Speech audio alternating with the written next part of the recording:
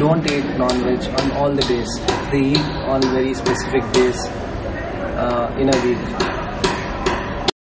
Well, Ghana is a big country made up of so many different ethnic groups, and so each area or block has a way, their way of cuisine.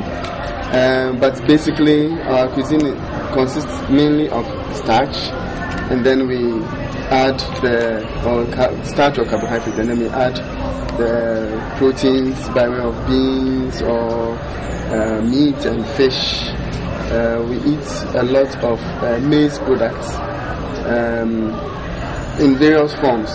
The corn itself on the crop is eaten. Then also the corn, when it is dried, can be milled to a powder, to mill, and then cooked in hot boiling water and stirred so you get a paste, which the Volta region people, the Ebe people, call it akple, and it is eaten with stew or soup depending on how you like it. But the soup always contains spices and meat or fish or chicken. And then the same maize can be fermented. The corn can be soaked into water for like 2 or 3 days. When it is fermented, it is milled again, and then a paste is got. That is corn dough. And with that, you can also cook it again, but this time it's not a plain, but it's banku. And banku is specially eaten with fish, grilled or fried fish, and hot pepper sauce. Fufu is, even though it's a main staple of the Ashanti region or a lot of the Akan-speaking people, it is eaten all over Ghana, and it is made out of cassava, which is a root crop, and it is uprooted and cut and prepared, boiled, and then stamped in a mortar. And after the stamp, it is stamped, it's put aside, and it is also taken with soup.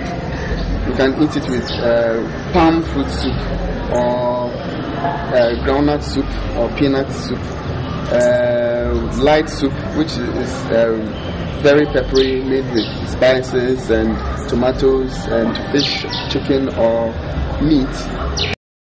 Gari is cassava, but grated and then roasted in a metal bowl. So it looks like cereal, and basically we use it as a cereal. We eat in the morning. Students take it to boarding school. It's a very handy food. So we even have a nickname for gari, which is student's companion. Every student who is going to school has to carry some gari along, so that you can eat it sweet with sugar and milk, or you can also eat it savory with shito, which is a sauce made out of chili peppers and fish and or meat chunks in it. My mom was working in a neighboring country, Togo.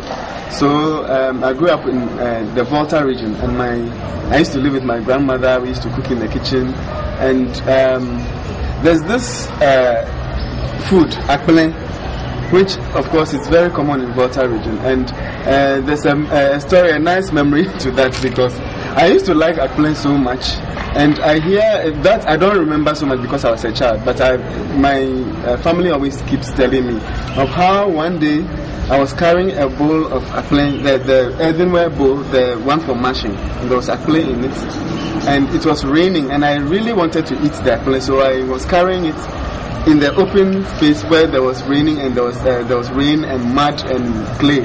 And then as I was carrying this, my cherished food, I slipped and fell, and the bowl got broken, and then the akple rolled away.